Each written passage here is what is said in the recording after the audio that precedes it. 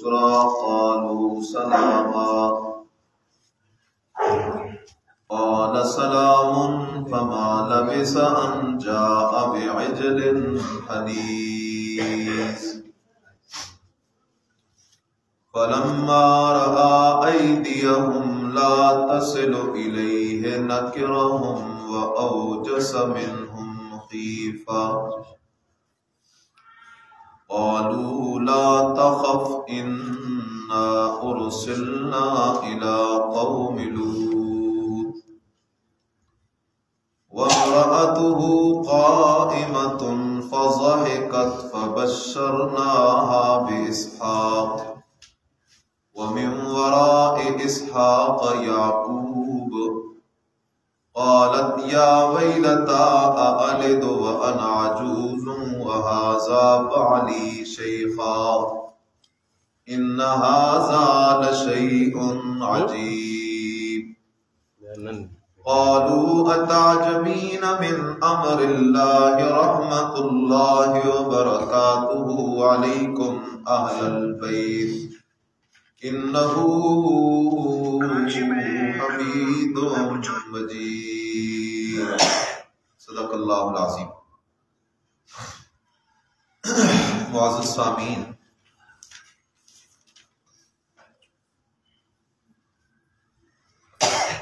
نبی اکرم محمد الرسول اللہ صلی اللہ علیہ وسلم نے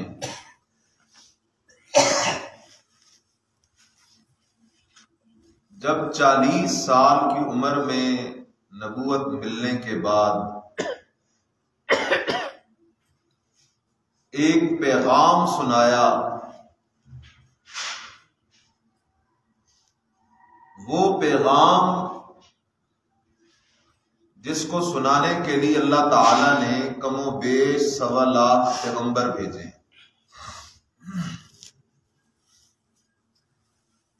میں کبھی کبھی سوچتا ہوں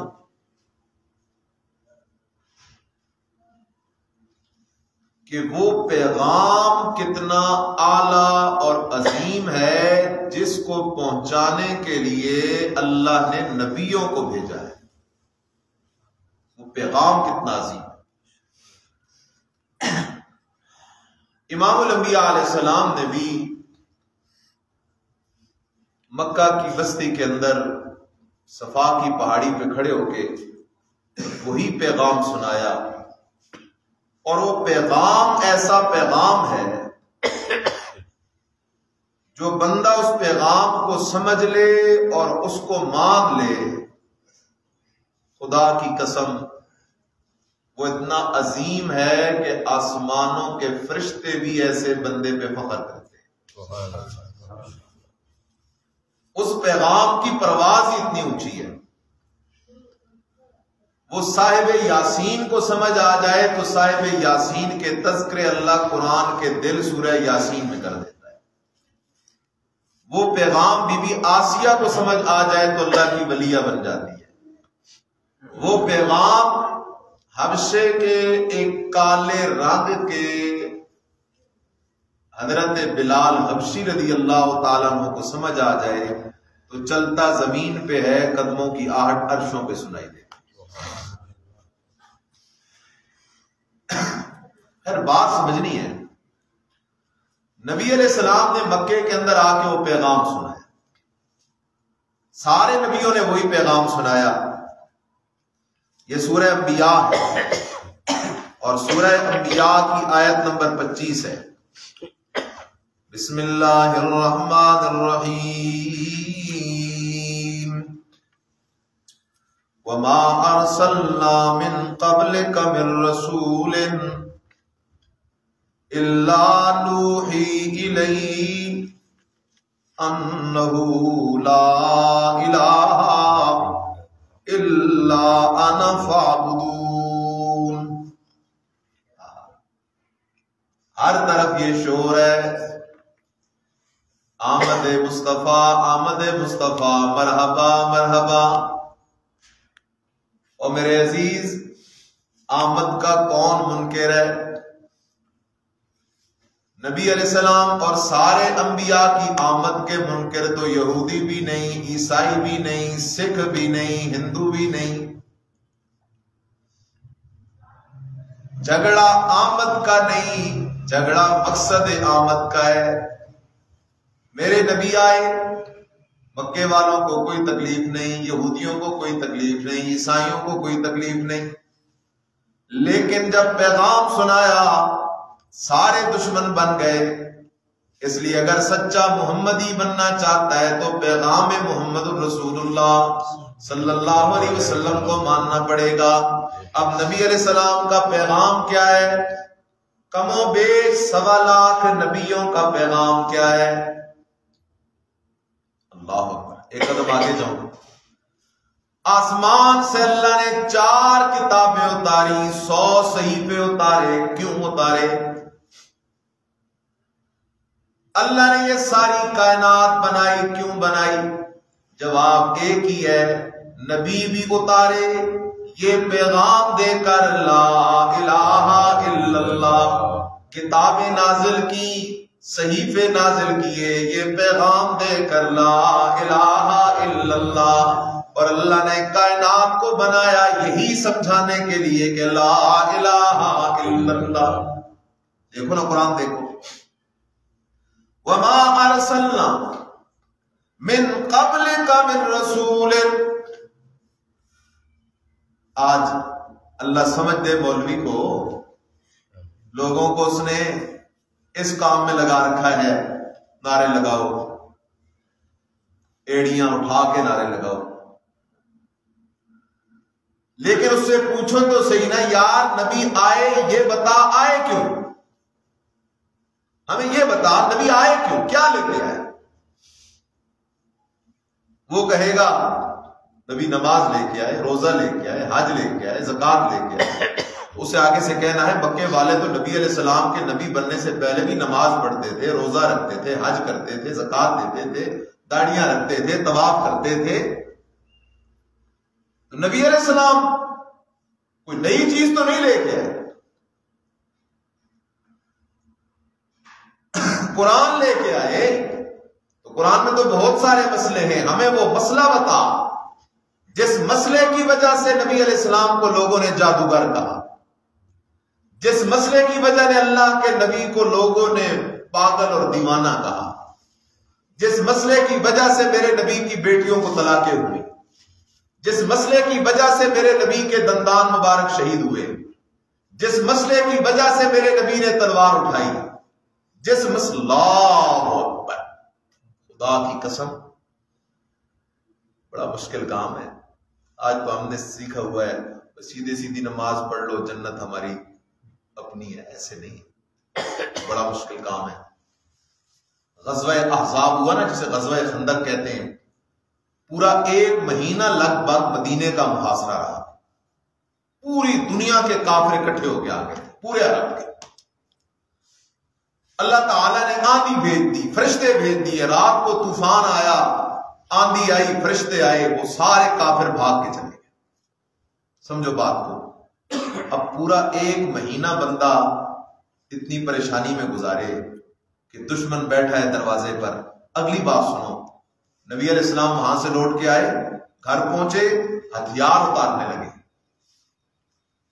جبریل امین آ گیا اور کہنے لگا آپ ہتھیار کیوں اتار رہے ہیں؟ ابھی تک ہم نے ہتھیار نہیں اتارے۔ نبی علیہ السلام نے فرمایا کیا مطلب؟ فرمایا بنو قریظہ والے یہودیوں نے جو دھوکہ کیا ہے، اللہ کا حکم ہے ہتھیار اٹھا کے سیدھے ادھر جاؤ، اور قربان جاؤں میرے نبی کے صحابہ بھی عظیم تھے۔ ادھر ہی سے نبی علیہ السلام نے اعلان کیا چلو پھر جہاد کے لیے، صحابہ ادھر ہی سے پھر نبی علیہ السلام کے ساتھ جہاد کے لیے چلے۔ یہ ہے اللہ کے راستے پہ وقت لگانا۔ پھر چل پڑے، پھر وہ بنو قریظہ کا محاصرہ کیا، وہ اپنے قلعوں کے اندر بند ہو گئے، 25 دن لگ بھگ وہ بند رہے۔ آخر ایک صحابی رسول کو حضرت سعد بن معاذ غالب رضی اللہ تعالیٰ عنہ کو انہوں نے کہا یہ جو فیصلہ کرے ہمیں قبول ہے۔ اس نے فیصلہ کیا ان کے جتنے جوان ہیں سب کو قتل کر دو، جتنی باندیاں ہیں انہیں اپنی جتنی عورتیں انہیں اپنی باندیاں بنا لو، جتنے بچے ان کو اپنا غلام بنا لو، جوانوں کو قتل کر دو، بچوں کو اور عورتوں کو اپنی باندیاں بنا لو، اور ان کی جتنی زمین ہے جو کچھ بھی ہے اس کو مال غنیمت کے اندر لے لو، اور باغات کو آگ لگا دو۔ یہ فیصلہ ہوا۔ آج ہمارا صوفی باصوفی ہے، وہ کہتے ہیں اسلام اخلاق سے آیا ہے، تلوار سے نہیں آیا۔ کہتے ہیں اسلام اخلاق سے آیا، تلوار سے۔ غلط بات ہے۔ اگر کوئی یہ کہے صرف تلوار سے آئے، یہ بھی غلط ہے۔ کوئی کہے صرف اخلاق سے آئے، یہ بھی غلط ہے۔ اخلاق بھی میرے نبی کی سیرت ہے، تلوار بھی میرے نبی کی سیرت ہے۔ اس لیے خیال کرنا۔ عجیب بات ہے، میں کہاں سے کہاں نکل گیا۔ امام الانبیاء علیہ السلام تشریف لائے اور آپ نے یہ مسئلہ بیان کیا۔ ان سے پوچھا جائے نا کہ میرے نبی کو کس مسئلے کی وجہ سے لوگوں نے پاگل، دیوانہ، مجنون کہا، میرے نبی پہ فتوے لگائے، وہ وجہ کیا تھی؟ وہ وجہ نماز نہیں تھی، روزہ نہیں تھا، حج نہیں، زکوٰۃ نہیں۔ مکے والے نمازوں کے تکڑے تھے، روزوں کے تکڑے تھے، حج کے تکڑے تھے، زکوٰۃ کے تکڑے تھے، داڑیاں انہوں نے پہلے سے رکھی ہوئی تھی، نکاح وغیرہ وہ کیا کرتے تھے، ان سارے کاموں کے اندر وہ تکڑے تھے۔ مسئلہ کیا تھا؟ میرے نبی کا پیغام تھا، ما ارسلنا من قبلک من رسول۔ اللہ کہتا ہے میرے نبی آپ سے پہلے ہم نے کوئی رسول نہیں بھیجا، الا نوحی الیہ، مگر ہم اس کے ذمہ یہ پیغام لگاتے تھے اور میرا نبی یہ پیغام سنا۔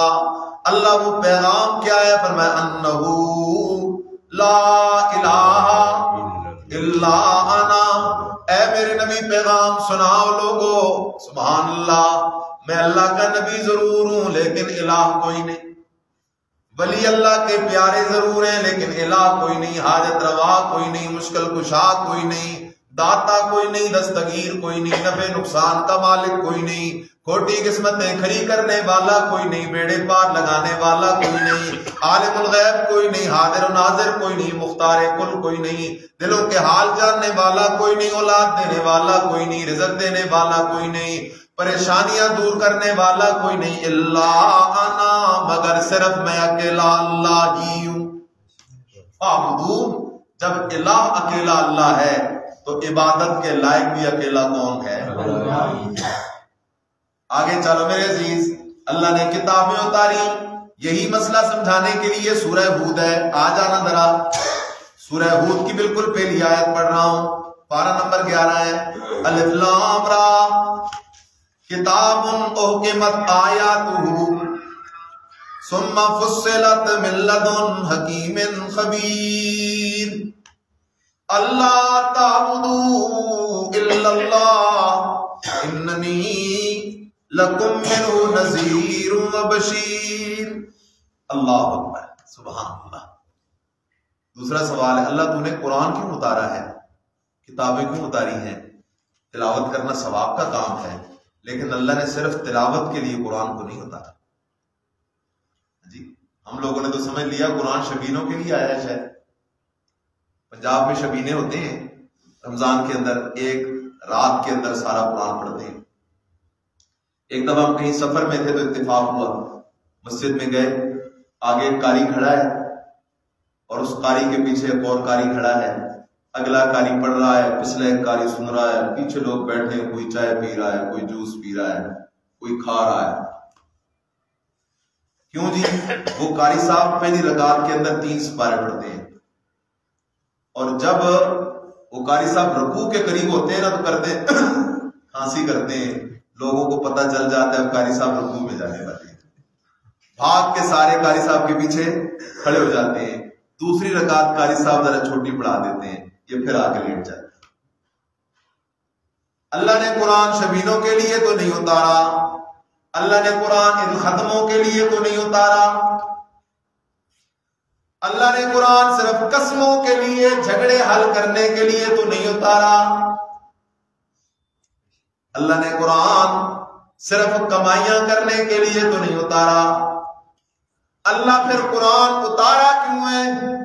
فرمایا اللہ تعبدوا الا اللہ، قرآن ذریعے میں اللہ تمہیں یہ مسئلہ سمجھانا چاہتا ہوں، اللہ تعبدو الا اللہ، عبادت نہیں کرنی، نبی کی بھی نہیں کرنی، ولی کی بھی نہیں کرنی، علی کی بھی نہیں کرنی، پیر کی بھی نہیں کرنی، فقیر کی بھی نہیں کرنی، جن کی بھی نہیں کرنی، فرشتے کی بھی نہیں کرنی، الا اللہ، عبادت کرنی ہے تو صرف کس کی کرنی ہے؟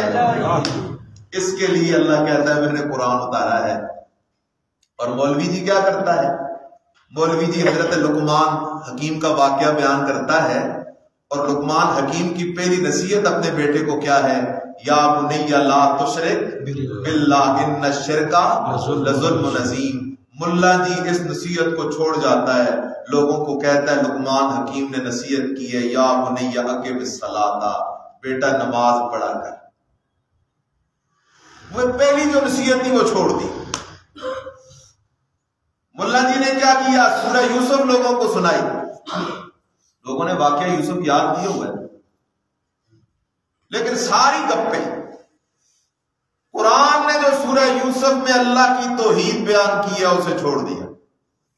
حالانکہ سورہ یوسف کی تو بنیادی بات یہ ہے، سورہ یوسف کے اندر مرکزی مسئلہ یہ ہے، ارباب متفرقون خیر ام اللہ الواحد القہار۔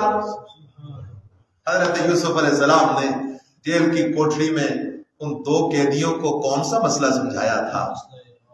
مسئلہ الہ۔ اصل کے اندر تو اللہ سورہ یوسف میں یہ سمجھانا چاہتا ہے، ملا نے اس پہ پردہ ڈال دیا اور لوگوں کو یہ سنا دیا کہ حضرت یوسف علیہ السلام نے زلیخا سے شادی کر لی تھی۔ بیٹھی ہوئی تھی سڑک کے کنارے، یوسف علیہ السلام گزر رہے تھے اور دیکھا، پوچھا یہ کون ہے بڑھیا؟ روزانہ بیٹھی ہوتی ہے میرے رستے میں۔ کہا گیا یہ وہی زلیخا ہے۔ دعا کی اللہ سے، اللہ نے زلیخا کو پھر جوان کر دیا اور زلیخا کی یوسف علیہ السلام سے شادی ہو گئی۔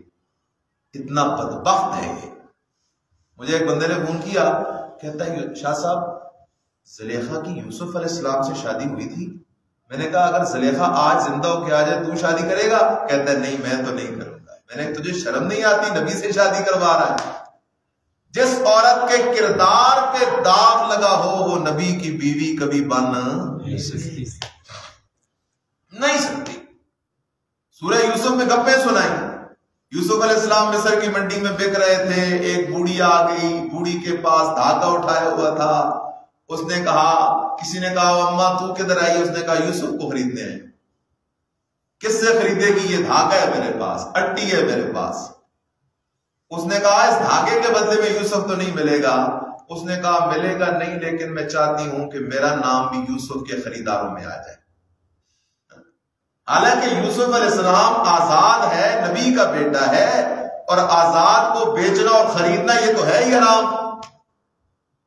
آزاد کو بیچنا اور خریدنا یہ تو ہے ہی حرام، لیکن بس اللہ جی نے کہانی بنا دی، لوگوں نے کہا سبحان اللہ، کام چل پڑا۔ حالانکہ پیغام کیا تھا؟ ارباب متفرقون، آیا ہر کام کے لیے جدا جدا معبود، ہر کام کے لیے علیحدہ علیحدہ الہ، حاجت روا مشکل کشا۔ ہندوستان والوں کو مصیبت ہو تو اجمیر شریف جائیں، پاکستان والوں کو مصیبت ہو تو حضرت علی حجویری کے در پہ جائیں۔ ارباب متفرقون، کے پی والوں کو مصیبت ہو تو پیر بابا کی قبر پہ جائیں، سندھ والوں کو مصیبت ہو تو عبداللہ شاہ غازی کی قبر پہ جائیں، پنجاب والوں کو تکلیف ہو تو ملتان چلے جائیں، پنڈی اسلام آباد والوں کو مسئلہ ہو تو بڑی امام پہ چلے جائیں۔ ارباب متفرقون، مکے والوں کو تکلیف ہو لات منات عزا پہ جائیں، نوح علیہ السلام کی قوم والوں کو مسئلہ ہو بد سوا یغوث یعوق نصر کے بتوں پہ جائیں۔ ارباب متفرقون، آیا جدا جدا رب، جدا جدا حاجت روا، جدا جدا مشکل کشا، علیحدہ علیحدہ داتا، علیحدہ علیحدہ دستگیر، علیحدہ علیحدہ کھوٹی قسمتیں کھڑی کرنے والے، بیماریاں ہٹانے والے، نفع کے مالک، نقصان کے مالک، یہ بہت سارے معبود ہوں، یہ اچھا ہے ام اللہ الواحد القہار، یا وہ اللہ اچھا ہے جو ہے بھی اکیلا اور ہے بھی بڑا زبردست۔ آگے قرآن ہے نا، قرآن کوئی چیز چھوڑتا نہیں ہے۔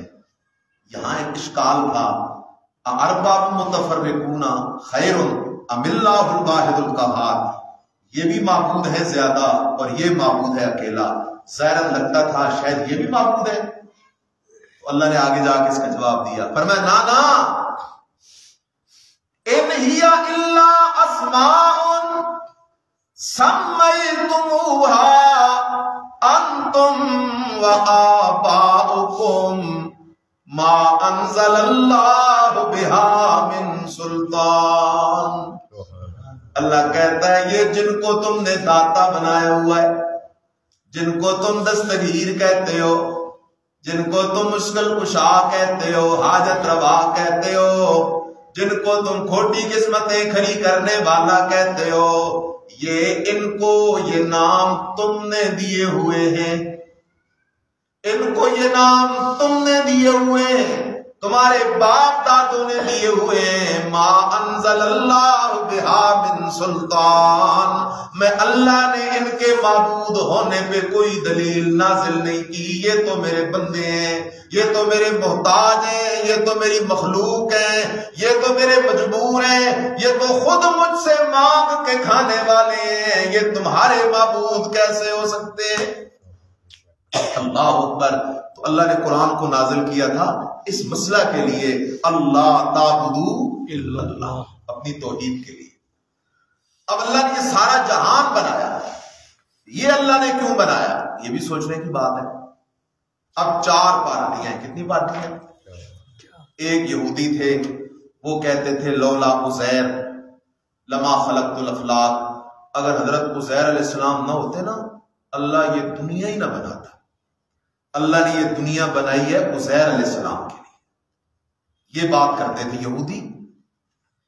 عیسائیوں نے کہا لولا عیسیٰ لما خلقت الافلاک، اگر حضرت عیسیٰ علیہ السلام نہ ہوتے تو اللہ دنیا نہ بناتا۔ یہ دوسری پارٹی آ گئی۔ تیسری پارٹی آ گئی، تیسری پارٹی آ گئی وہ پانچ پاک والی، انہوں نے کہا ہمارے نہ ہوتے تو اللہ یہ دنیا نہ بناتا۔ اللہ نے یہ دنیا بنائی ہے حضرت علی رضی اللہ تعالیٰ عنہ کے لیے، حسنین کریمین کے لیے، سید فاطمۃ الزہرا کے لیے۔ تو سن سے جو سنی ہے نا، سن سے سنی، انہوں نے کہا ہم کیوں پیچھے رہے؟ انہوں نے کہا لولا لما خلقت الافلاک، اگر ہمارے نبی نہ ہوتے تو اللہ دنیا نہ بناتا۔ انہوں نے کہا عزیر علیہ السلام نہ ہوتے تو دنیا نہ ہوتی۔ عیسائیوں نے کہا عیسیٰ علیہ السلام نہ ہوتے تو دنیا نہ ہوتی۔ انہوں نے کہا ہمارے حضرت علی المرتضیٰ رضی اللہ تعالیٰ عنہ اور ان کی اہلیہ اور ان کے صاحبزادگان نہ ہوتے جو ہمارے سروں کے تاج ہیں، ہمارے ایمان کا جز ہیں، اگر وہ نہ ہوتے تو دنیا نہ ہوتی۔ انہوں نے کہا اگر اللہ کے نبی نہ ہوتے تو دنیا نہ ہوتی۔ اب قرآن سے یہ سورہ طلاق میرے سامنے ہے، پارہ 28 ہے، سورہ طلاق ہے، آخری آیت ہے۔ اللہ یہ تو نے دنیا بنائی کیوں؟ اللہ یہ دنیا تو نے کسی نبی کے لیے بنائی ہے، کسی ولی کے لیے بنائی ہے؟ عقل استعمال کرو نا تبھی مسئلہ حل ہے۔ اگر یہ دنیا کسی نبی کے لیے بنی ہوتی تو اس نبی کے جانے کے بعد یہ دنیا باقی نہ رہتی۔ اگر یہ دنیا عزیر علیہ السلام کے لیے ہوتی تو عزیر علیہ السلام کی وفات کے بعد یہ دنیا ختم ہو جاتی۔ اگر یہ دنیا عیسیٰ علیہ السلام کے لیے ہوتی، اگر یہ دنیا نبی علیہ السلام کے لیے ہوتی تو یہ دنیا ختم ہو چکی ہوتی، لیکن آج بھی یہ دنیا باقی ہے۔ اللہ کیوں باقی ہے؟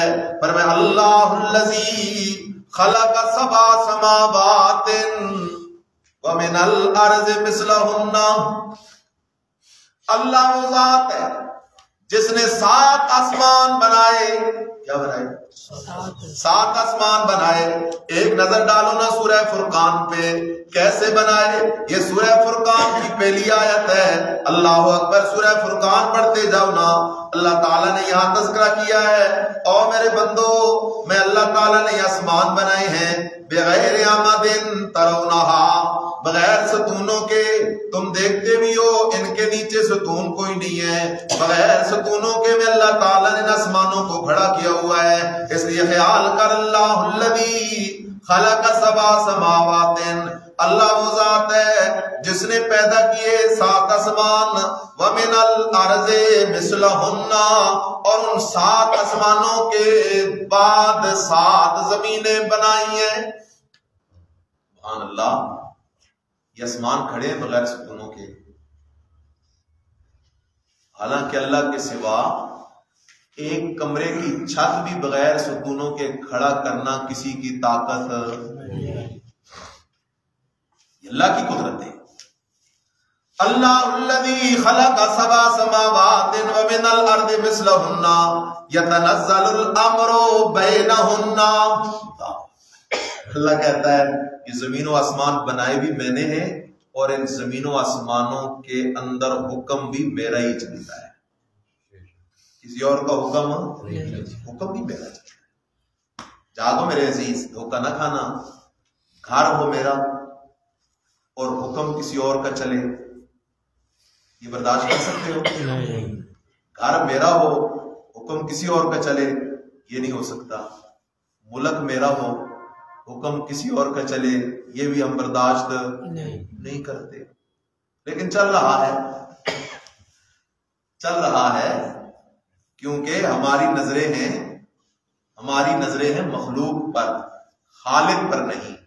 اور یہ جملہ یاد رکھ لو, یہ ملک جس کلمے کی بنیاد پہ بنا ہے, جب تک اس کے اندر وہ نظام نہیں آتا اس وقت تک اس ملک کے حالات نہیں بدل سکتے, کچھ بھی ہو جائے. یہ سارے انڈے ٹماٹر اکٹھے بھی ہو جائیں اور کہیں ہم ملک کو اٹھانا چاہتے ہیں, نہیں اٹھا سکتے. کیونکہ عزت ملتی ہے تب بھی اوپر سے, ذلت آتی ہے تب بھی اوپر سے. رب ناراض ہے, حالات کیسے بدل سکتے ہیں؟ جہاں قانونی قرآن اور اسلام کے خلاف ہو, جہاں سودی نظام رچ بس گیا ہو جڑوں کے اندر, جہاں صبح و شام اللہ کی بغاوتیں ہوں. کافر اللہ کی بغاوتیں کرتا رہے نا تو اللہ کافر کو چھوٹ دیتا رہتا ہے, لیکن جو کلمہ پڑھ کے اللہ کی بغاوتیں کرے اللہ پھر اسے چھوٹ نہیں دیتا. اس لیے خیال کر. اب سوال ہے یتنزل الامر بینہن, جہان بھی اللہ کا, حکم بھی اللہ کا. اللہ کے سوا کسی ایک پتے پہ کسی اور کا آرڈر نہیں چلتا, کسی ایک ذرے پہ کسی اور کا آرڈر نہیں چلتا, کسی ایک قطرے پہ کسی اور کا آرڈر نہیں چلتا, کسی ایک لقمے پہ کسی اور کا آرڈر نہیں چلتا. یا ایھا الناس, او لوگو, انتم الفقراء واللہ الغنی. اللہ کہتا ہے تم سارے فقیر ہو, مکمل فقیر ہو, ہر چیز میں میرے محتاج ہو. واللہ الغنی, بادشاہ ہے تو اکیلا کون ہے؟ یتنزل الامر بینہن. اللہ اکبر. جاگ رہے ہو؟ حکم کس کا چلتا ہے؟ قبروں والوں کا حکم نہیں چلتا. کتنا نادان ہے وہ شخص جو اسے چھوڑ کے قبر پہ جاتا ہے اور قبر والے سے کہتا ہے اللہ ساڈی سندا نہیں تے تیری موڑدا. اللہ میری سنتا نہیں ہے اور تیری موڑتا نہیں ہے. کتنا نادان ہے وہ شخص جو اس خزانوں کے مالک بادشاہ کو چھوڑ کر اس کے پاس جاتا ہے جو اپنے کفن کا مالک بھی نہیں.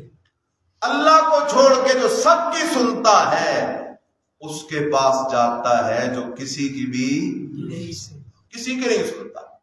آج کے زمانے میں یہ بھی ایک مسئلہ بنا ہوا ہے الامان والحفیظ، کئی لوگوں کے اوپر اللہ کی طرف سے پکڑ آئی ہوئی ہے، عقیدہ کیا بنایا؟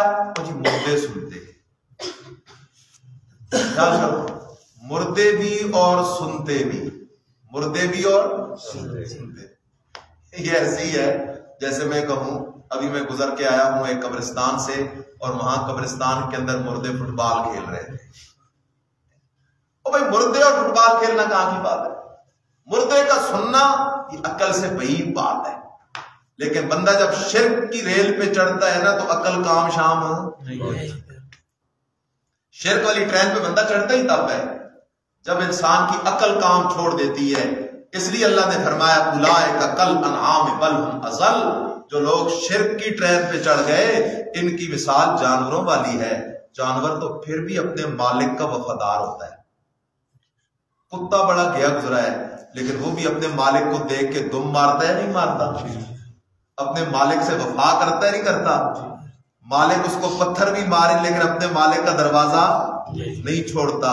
لیکن یہ مشرک بدبخت اس سے بھی گیا گزرا ہے، یہ اپنے مالک کا در چھوڑ کے قبروں پہ جاتا ہے، وہاں جا کے سر ٹیکتا ہے، وہاں جا کے نظریں نیازیں دیتا ہے، چڑھاوے چڑھاتا ہے۔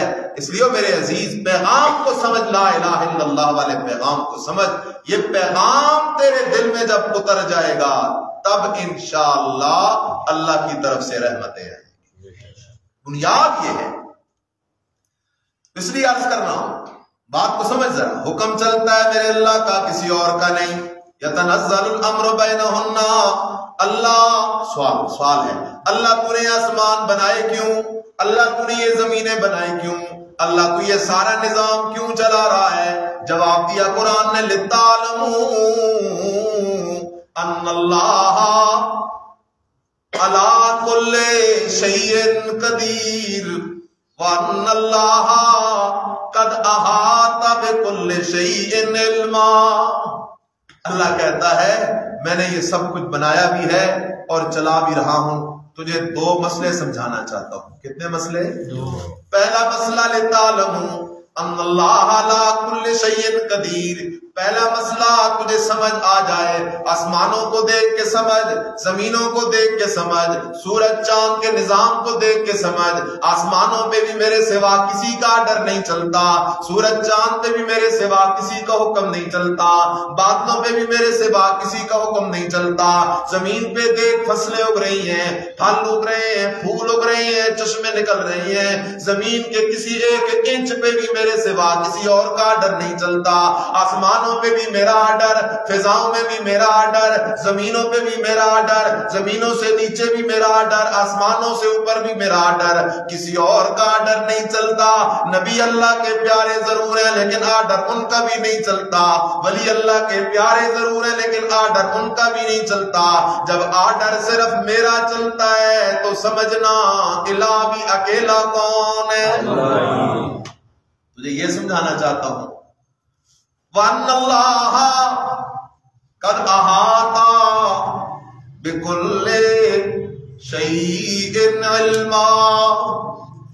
دوسری بات تجھے یہ سمجھانا چاہتا ہوں، آسمانوں، زمینوں، ہواؤں، فضاؤں، دریاؤں، صحراؤں کے چپے چپے کے حال کو جاننے والا بھی اکیلا کون ہے؟ اللہ ہی ہے۔ جب سب کچھ کرنے والا بھی اللہ ہے اور سب کچھ جاننے والا بھی اللہ ہے، قادر بھی اللہ ہے، عالم الغیب بھی اللہ ہے، تو پھر مان لا لا الہ الا اللہ، الہ حاجت روا مشکل کشا بھی اکیلا کون ہے؟ اللہ ہی ہے۔ آ جاؤ، نبی علیہ السلام نے پیغام سنایا۔ جب پیغام سنایا تو نبی علیہ السلام کا مقابلہ ہوا 3 پارٹیوں سے۔ کتنی پارٹیاں؟ ایک پارٹی تھی مکے کے حاجیوں کی، ہمارے پاکستان کے حاجی صاحبان بھی ہیں ماشاءاللہ، لیکن کوئی تکڑا حاجی ہو نا تو 10 حج کیے ہوں گے، ہیں کم 10 والے 5 3۔ مکے والے حاجی کیسے تھے؟ ہاں، ان کی جتنے سال عمر تھی اتنے حج، بچہ پیدا ہی ہوتا تھا نا اسے اٹھا کے حج پہ لے جاتے تھے۔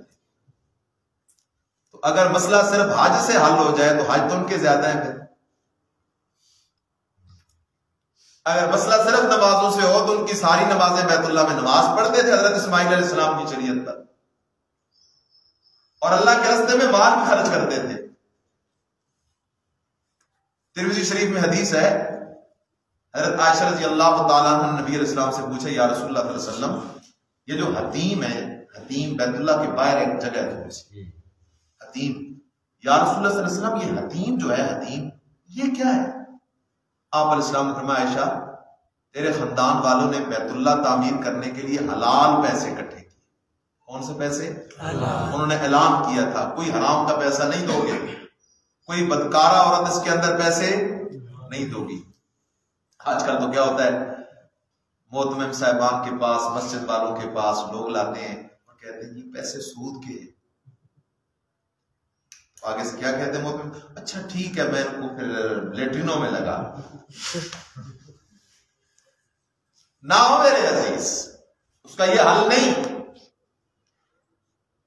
تو اگر دین کی خدمت کرنا چاہتا ہے تو تیری ضرورتیں کون پوری کرے گا؟ ہاں مسئلہ ہے ذرا مشکل لیکن ہے صحیح۔ اگر پیسہ ہے سود کا پیسہ ہے، کروڑ روپے ڈھیر لگا ہوا ہے، اس کو گٹر میں بھی استعمال نہیں کر سکتے، اس کا حل ایک ہی ہے، ماچس کی تیلی لگاؤ اسے۔ اس لیے کہ سود لینا دینا کس سے جنگ ہے؟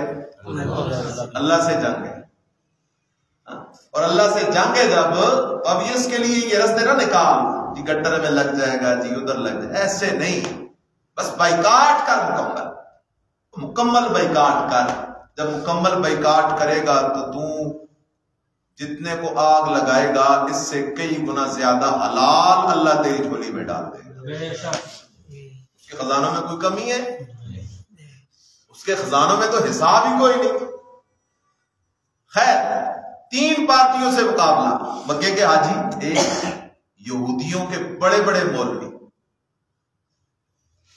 ہمارے ہاں تو اتنا سلسلہ، یہودیوں کے بڑے بڑے مولوی تھے اور ان کے بڑے بڑے دارالعلوم اور بڑے بڑے مدرسے تھے، اور تیسری جماعت عیسائیوں کے بڑے بڑے پیر، عیسائیوں کے بڑے بڑے پیر، بڑا سخت مقابلہ ہے۔ مکے کے حاجی، یہودیوں کے بڑے بڑے مولوی اور عیسائیوں کے بڑے بڑے پیر، مقابلے میں اکیلا ہے محمد الرسول اللہ صلی اللہ علیہ وسلم۔ لیکن خدا کی قسم میرے مدنی نے اتنی جرت سے کام کیا نا، پہاڑ تو اپنی جگہ سے ادھر سے ادھر ہو سکتا ہے لیکن آمنہ کے لال نے اپنے مسئلے میں کوئی تبدیلی نہیں، ایک جگہ پہ کھڑا ہوا۔ بڑے حالات آئے ہیں، یہ کوئی ایسے نہیں دین مجھ تک پہنچا۔ نبی علیہ السلام اگر وہاں ہی کچھ چیز ہوتی تو ہم تک یہ دین پہنچتا ہی نہیں۔ اس لیے خیال کر، جو بات میں سمجھانا چاہتا ہوں، آج یہ آیت پوری نہیں ہوگی جو میں نے پڑھی ہے، صرف میں بات سمجھانا چاہتا ہوں۔ اب مسئلہ کیا تھا؟ اب یہودی کہتے تھے ہم ابراہیمی ہیں، یہودی کیا کہتے تھے؟ ہم ابراہیمی ہیں۔ عیسائی کہتے تھے ہم ابراہیمی ہیں۔ مکے کے حاجی کہتے تھے ہم ابراہیمی ہیں۔ نبی علیہ السلام نے فرمایا میں ابراہیمی ہوں، میں ابراہیمی ہوں۔ اب جھگڑا ہو گیا، اب انہوں نے بھی اپنے اوپر لیبل لگایا ہوا ابراہیمی ہونے کا، اور نبی علیہ السلام کا بھی پیغام ہے کہ میں ابراہیمی ہوں۔ اب مسئلہ ہو گیا، اللہ تعالیٰ نے کسی جھگڑے کو حل کرنے کے لیے قرآن میں جگہ جگہ حضرت ابراہیم علیہ السلام کا ذکر کیا۔ اللہ نے یہی جھگڑا حل کروانا ہے۔ لوگوں کو اصل میں اللہ یہ سمجھانا چاہتا ہے کہ لوگوں سمجھو ابراہیم تھا کون، اور یہی بات سمجھانے کے لیے اللہ تعالیٰ نے جگہ جگہ قرآن میں حضرت ابراہیم علیہ السلام کے تذکرے کیے، تاکہ لوگوں کو پتہ چلے ابراہیمی وہ ہوگا جو کٹر توحیدی ہوگا، کوئی مشرک ابراہیمی بن سکتا نہیں۔ اللہ نے اس لیے ابراہیم علیہ السلام کے تذکرے جگہ جگہ کیے۔ میں نے سورہ ہود کی آیتیں پڑھی، زندگی ہوئی تو انہیں میں انشاءاللہ آئندہ مہینے کے درس میں ذکر۔ آج ایک آیت دیکھو سورہ مریم کی، سورہ مریم آیت نمبر 41، وَاذْكُرْ فِي الْكِتَابِ إِبْرَاهِيمَ إِنَّهُ كَانَ صِدِّيقًا نَبِيًّا إِذْ قال لأبیہ یا ابت لم تعبد ما لا يسمع ولا يبصر ولا يغنی عنک شیئا یا ابت انی قد جاءنی من العلم ما لم یأتک فاتبعنی اہدک صراطا سویا یا ابت لا تعبد الشیطان ان الشیطان کان للرحمن عصیا یا ابت انی اخاف ان یمسک عذاب من الرحمن فتکون للشیطان ولیا قال اراغب انت عن آلہتی یا ابراہیم لئن لم تنتہ لأرجمنک وہجرنی ملیا. قرآن بڑا عجیب ہے. میں مانا کرتا ہوں نیت کریں انشاءاللہ ہم پکے ابراہیمی بن کے اٹھیں گے کیونکہ مسئلہ میرا نہیں ہے, مسئلہ کس کتاب کا ہے؟ حضرت ابراہیم علیہ السلام کہتے ہیں یا ابت اے میرے ابا. کس سے بات کریں؟ اپنے باپ سے. اور باپ تھا پکا مشرک, پورا لیڈر تھا ان کا, بت فروش تھا, بتوں کا پجاری تھا.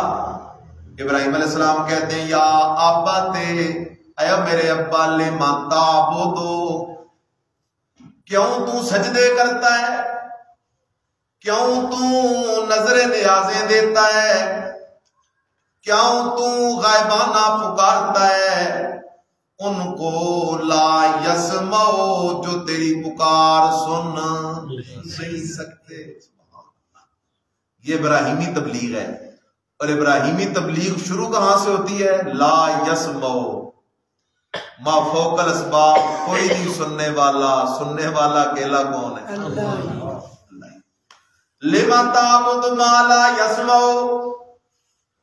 آج کے دور کے اندر جو قبروں کا پجاری ہے میرا نادان دوست, اسے بھی ہم ابراہیمی دعوت دیتے ہوئے کہتے ہیں او ہمارے بھائی لما تعبد ما لا یسمع, ان قبروں والوں کو کیوں پوجتا ہے جو تیری پکار سنتے کوئی نہیں. اور میرے عزیز خیال کر, مسئلہ آسان ہے, مسئلہ آسان ہے, مسئلہ مشکل نہیں ہے. پارٹی بازی دھڑے بازی کے پیچھے نہ جا, قرآن کے پیچھے. قرآن نے اگر کہا ہے کہ مردے سنتے ہیں, خدا کی قسم ہم مانتے ہیں, لیکن قرآن نے بار بار کہا ہے جو مارے جائے وہ سن, بار بار. انک لا تسمع الموتى ولا تسمع الصم الدعاء فانک لا تسمع الموتى. آگے فرمایا ان اللہ یسمع من یشاء ما انت بمسمع من فی القبور. ادھر فرمایا ان تدعوهم لا يسمعوا دعاءکم. ادھر فرمایا هل يسمعونکم اذ تدعون. ادھر فرمایا یا ابت لم تعبد ما لا يسمع. ادھر اللہ نے اصحاب کہف کا ذکر کیا ہے, اللہ کے ولی ہیں, 309 سال سوئے رہے, موت بھی نہیں نیند ہے. کتنے سال؟ 309. قبر میں بھی نہیں, غار میں ہے. قبر میں بھی نہیں, مردے بھی نہیں, زندہ ہے, صرف سوئے ہوئے ہیں. گزر کتنے سال گئے؟ 309 سال. اٹھ کے بیٹھے, اللہ نے جگایا. ایک کہتا ہے یارو کتنا عرصہ گزرا ہوگا, تو ان ولیوں نے سچ بولا اپنے گمان کے مطابق, اور کہنے لگے ایک دن گزرا ہوگا یا آدھا دن گزرا ہوگا. حالانکہ گزر گئے تھے 309 سال. ہیں بھی زندہ, سو گئے, قبر میں بھی نہیں, غار میں ہیں. اگر سنتے ہوتے, دیکھتے ہوتے, انہیں پتہ نہ چلتا کہ 300 سال گزر گئے ہیں. آج تو مولوی کہہ رہا ہے اللہ سے ہدایت دے, کہتا ہے قبر پہ جاؤ تو سر کی طرف نہ کھڑے ہوا کرو, کیونکہ مردے کو یوں کر کے دیکھنا پڑتا ہے.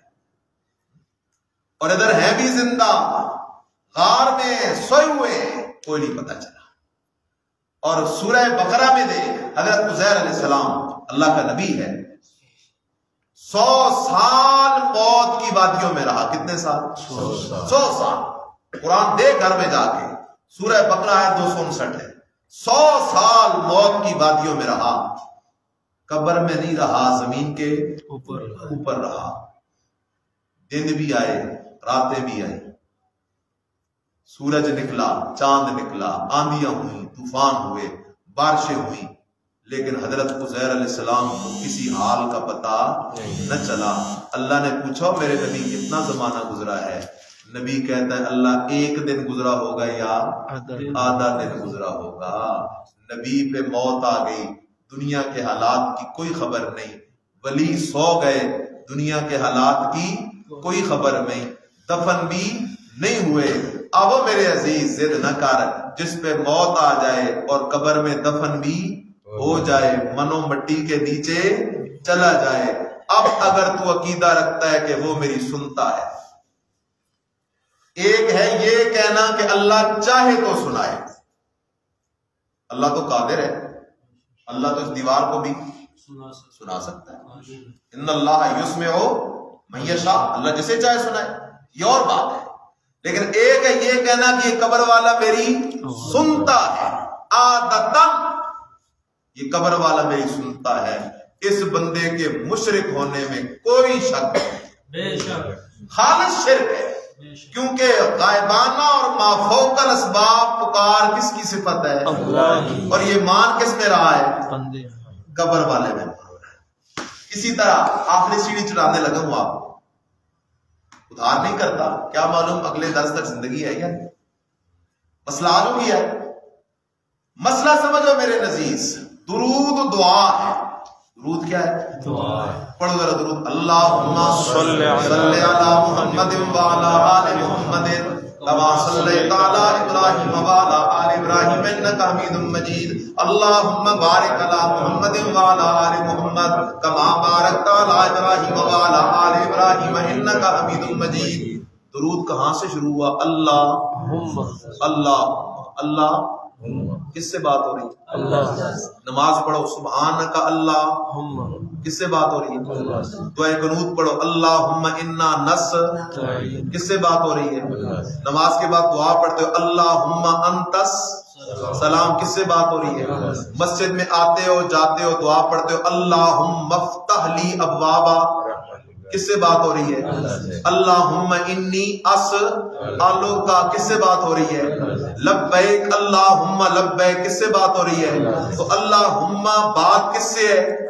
اور جب بات اللہ سے ہو تو اسے دعا کہتے ہیں. بات اللہ سے ہو تو اسے اللہ سے گپ شپ تو نہیں ہوتی نا, اسے کیا کہتے ہیں؟ دعا کہتے ہیں. اور درود کیا ہے؟ دعا ہے. ہم اللہ سے مانگ رہے ہیں اللہ اللہم صلی علی محمد, اے اللہ اپنے نبی پہ رحمتیں کر, نبی کی آل پہ رحمتیں کر, جیسے تو نے رحمتیں کی تھی ابراہیم علیہ السلام کی آل پر. اللہ نبی پہ برکتیں کر, نبی کی آل پہ برکتیں کر, جیسے تیری برکتیں ہوئی ابراہیم علیہ السلام کی آل پر. انکا حمید مجید, درود دعا ہے. اور انکا سمیع الدعا, دعائیں سننے والا اکیلا کون ہے؟ اللہ. ہاں, پتھر پہ لکیر کی طرح عقیدہ بنا. آج مصیبت کیا ہے؟ ہمارے علماء لوگ بھی عقیدے کو کھول کے نہیں بیان کرتے. جب تک عقیدہ کھلے گا نہیں, عقیدہ اس وقت تک پورا سمجھ نہیں آئے. بس اتنی بتا دیتے ہیں ہمارے بزرگوں کا عقیدہ ہے کہ نبی علیہ السلام درود و سلام سے. وہ عقیدہ بزرگوں کا ہوتا ہے یا قرآن کا ہوتا ہے؟ ہمارے اکابر کا عقیدہ ہے جی. اور میرے عزیز, ہم احترام کرتے ہیں جو توحید و سنت والے لوگ ہیں, لیکن عقیدے کے مسئلے میں ہم مانتے ہیں اللہ کی کتاب, اور اللہ کی کتاب کہتی ہے جو مر جائے وہ سنتا نہیں ہے. اور درود ہے دعا, اور دعائیں سننے والا اکیلا کون ہے؟ اللہ ہی, اور کوئی نہیں ہے. اس لیے عقیدہ بالکل ٹھوس رکھ. درود ادھر بھی پڑھ تب بھی کون سنے؟ مدینے جا کے پڑھ تب بھی کون سنے؟ میرے نبی کی زندگی میں صحابہ درود پڑھتے تھے نہیں پڑھتے تھے؟ پڑھتے تھے. وہ درود نبی علیہ السلام سنتے تھے یا اللہ سنتا تھا؟ ہاں, اگلی بات سمجھ, یہ درود پہنچتا ہے, کہتے ہیں پہنچتا ہے. پہنچنے کا کیا مطلب؟ پہنچنے کا ایک مطلب مولوی نے بیان کیا، وہ کہتا ہے جی میں نے درود پڑھا ہے، آپ نہیں پڑھا ہے؟ تو وہاں نبی علیہ السلام کو فرشتہ بتائے گا، میرا نام لے گا، آپ سب کا نام لے گا، اس نے درود پڑھا، اس نے درود پڑھا، اس نے درود پڑھا، اس نے درود پڑھا۔ یہ جہالت کے سوا کچھ نہیں ہے، کیونکہ ایک وقت پہ نبی علیہ السلام پہ کتنے لوگ درود پڑھ رہے ہیں؟ لاکھوں لوگ، کروڑوں لوگ، اور ایک وقت میں سب کی سننے